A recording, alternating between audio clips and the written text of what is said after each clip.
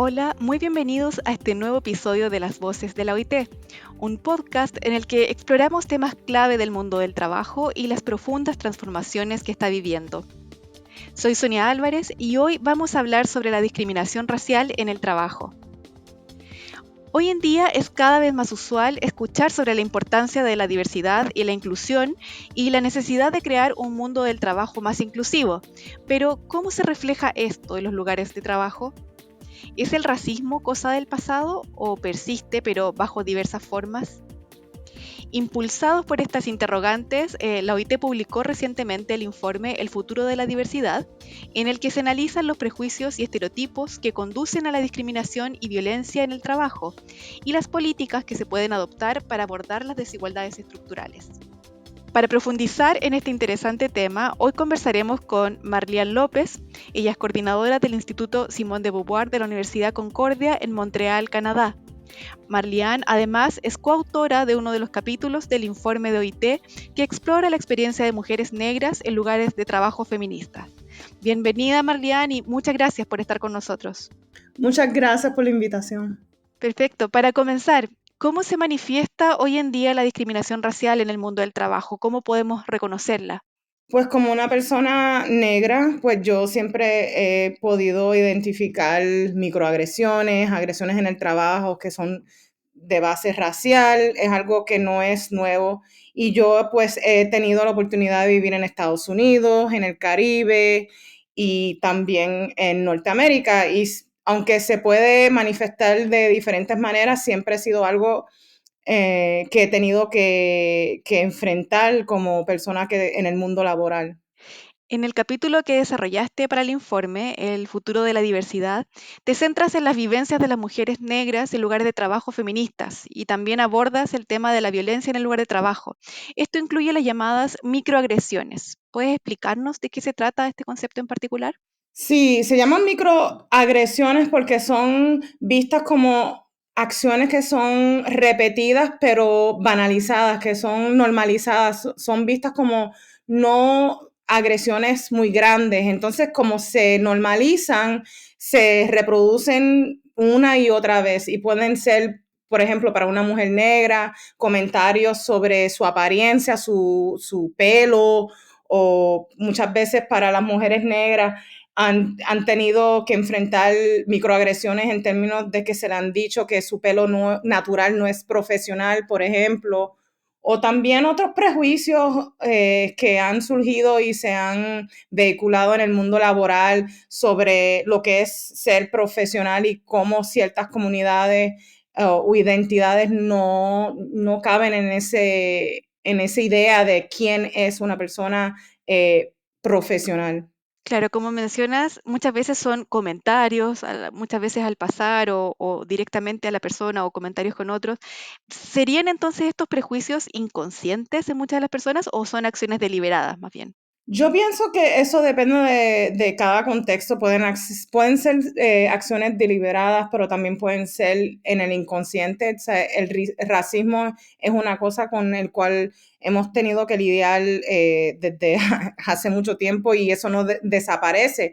Y pues, aunque uno se pueda decir que, bueno, yo no me considero como una persona racista, ¿sabe? El racismo estructural está vinculado en las instituciones, en las leyes, ¿sabe? Es algo mucho más amplio y mucho más grande y es difícil uno deshacerse de todo eso.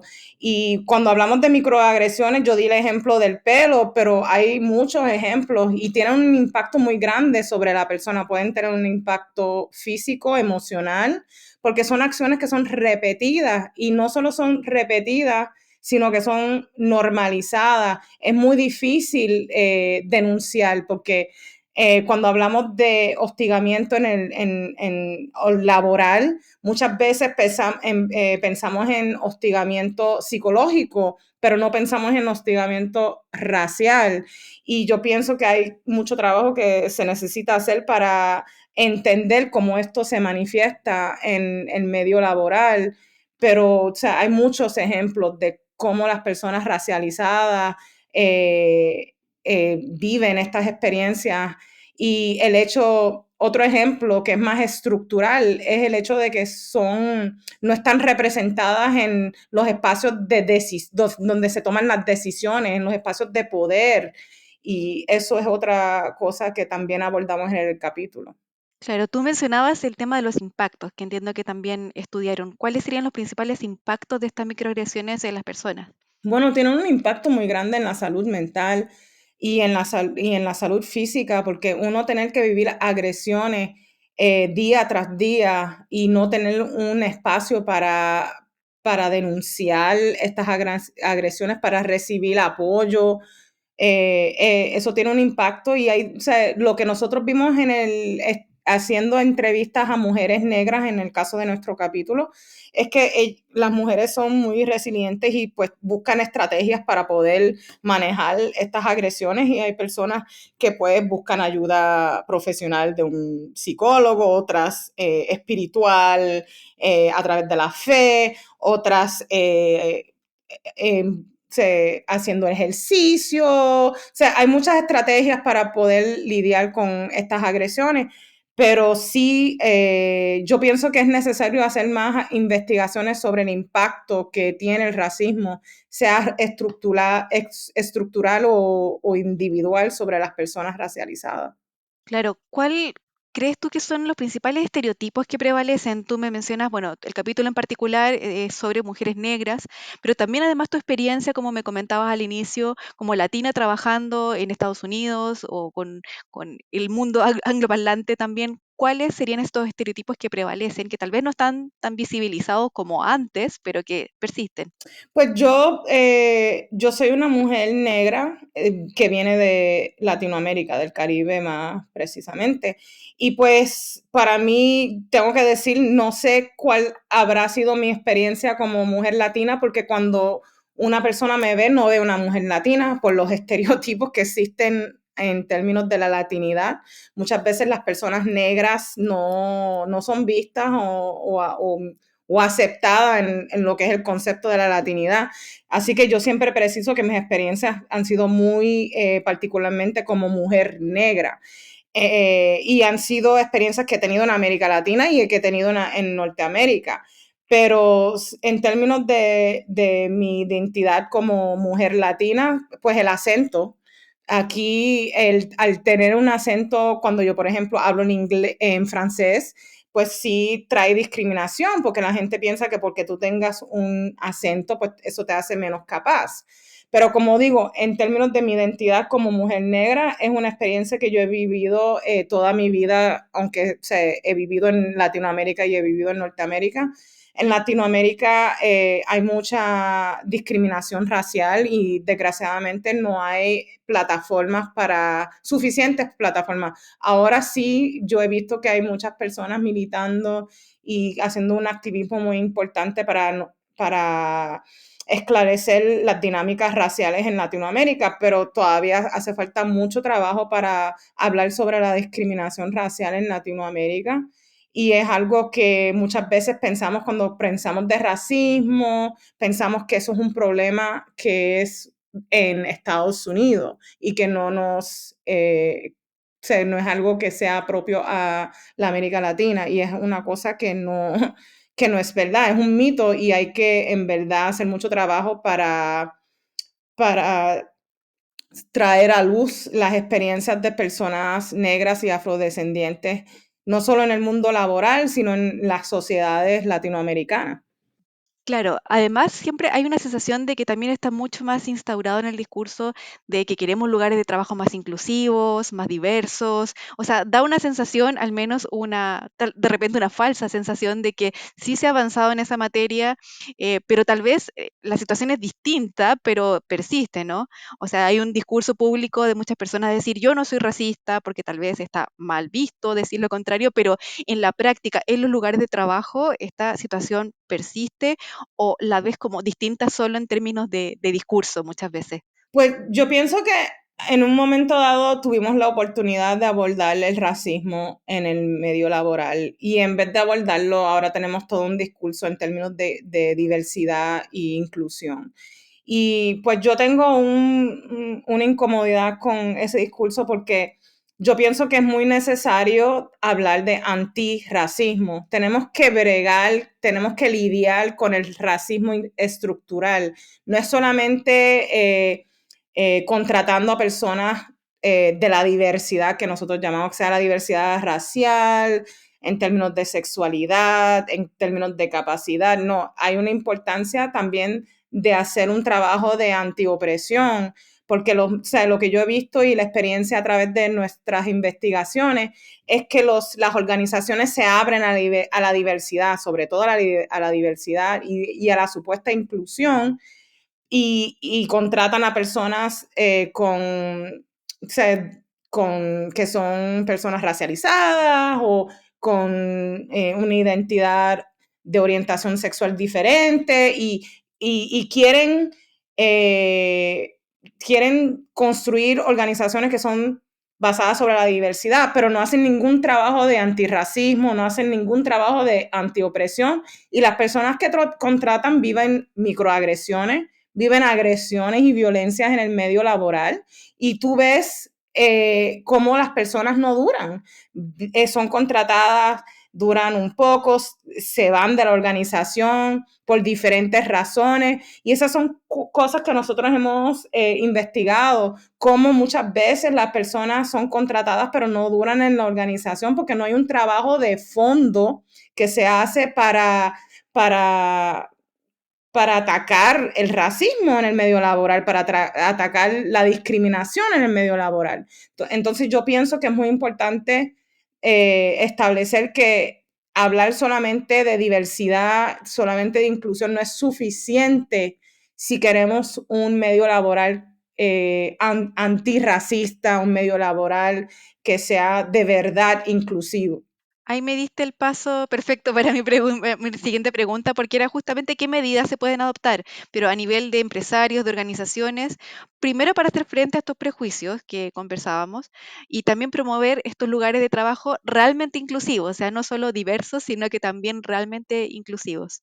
Pues yo pienso que tiene que haber un trabajo de antirracismo, y por eso es que yo dije que tenía mucha preocupación con este nuevo discurso de diversidad e inclusión, porque hemos dejado de hablar de antirracismo y es muy fácil hacer eso, y es importante tener políticas antirracistas, tener acciones para, ¿sabe?, educar a las personas, porque no todo el mundo tiene acceso a la misma información y hay ideas, hay prejuicios que hay que desconstruir, y eso no pasa solo, hay que hacer el trabajo para hacerlo. Entonces, pues muchas organizaciones pues sí ponen el esfuerzo para hacer ese trabajo antirracista y ver cuáles son las barreras estructurales que impiden que personas, por ejemplo, racializadas puedan florecer en el medio laboral y ocupar puestos de liderazgo, porque no es solamente poder contratar a una persona, por ejemplo, negra, es cuántas personas en los consejos de administración son negras o racializadas, cuántas personas, o sea, es en los lugares donde se toman las decisiones también, no solamente emplear personas diversas. Claro, y a nivel de los individuos, de los trabajadores, también qué medidas podrían adoptar, en qué pasos concretos se podría avanzar. Pues yo pienso que, por ejemplo, yo en mi trabajo individual acompaño muchas organizaciones, ofrezco formaciones antirracistas para abordar los diferentes prejuicios individuales y también la discriminación más estructural que uno puede encontrar en organizaciones, y las dificultades que tienen las organizaciones para cambiar frente al cambio. Entonces, yo pienso que es importante, pues, trabajar en términos de deconstruir esos preceptos, esas ideas que son basadas en actitudes de discriminación.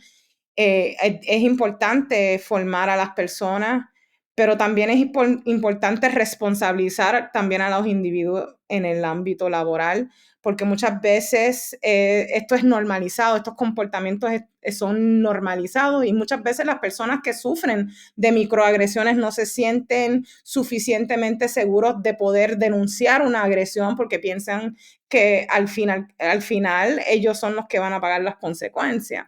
Entonces, pues hace falta poner estructuras para responsabilizar a no solamente las personas, los trabajadores, pero también a las personas que ocupan puestos más de liderazgo, porque ellos también tienen que ser responsables de no solamente interrumpir actitudes, acciones, microagresiones, sino prevenirlas.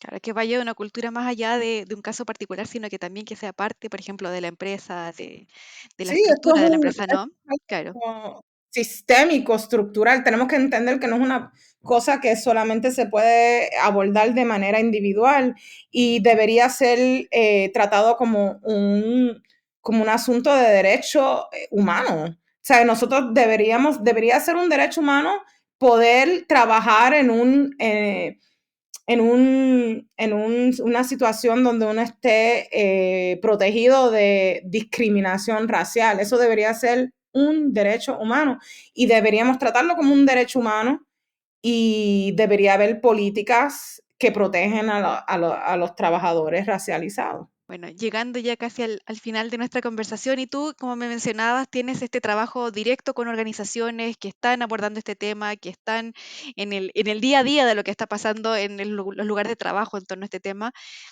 ¿Qué ves para el futuro? ¿Crees que habrá un cambio real? ¿Lograremos pasar solo del discurso e ir a la acción también en el ámbito laboral? ¿Cómo lo ves? Yo pienso que hay personas que están haciendo un trabajo muy importante para el cambio, para la transformación no solo estructural, sino la transformación de nuestras comunidades, para poder acabar con el racismo, sea estructural, individual. Pero yo pienso que tenemos que dejar de huir conversaciones que algunas veces son difíciles, un trabajo que muchas veces no es fácil, porque eso es lo que me parece que es el gran peligro, que muchas veces tomamos salidas más fáciles para evitar ese trabajo difícil que es a largo plazo, porque no es un trabajo el cambio no va a ocurrir de un día para otro. Y pues poner toda la atención sobre la diversidad, aunque es importante, no digo que no es importante la diversidad, pero perdemos la oportunidad de verdad hacer un trabajo a largo plazo más durable y transformador, de cambiar nuestras organizaciones, nuestras estructuras, instituciones para que sean libres del racismo, para que sean lugares seguros para minorías, no solo raciales, sino sexuales, de género. Y yo pienso que hay muchas personas que creen que este mundo es posible y están haciendo el trabajo necesario para poder provocar ese cambio. Bueno, hemos llegado al final de la conversación. Muchas gracias, Marlian, por acompañarnos hoy y conversar sobre este importante tema. Gracias. Para más información sobre el reporte El futuro de la diversidad, les invitamos a visitar el sitio web de la OIT y los esperamos próximamente en un nuevo episodio del podcast de la OIT. Muchas gracias.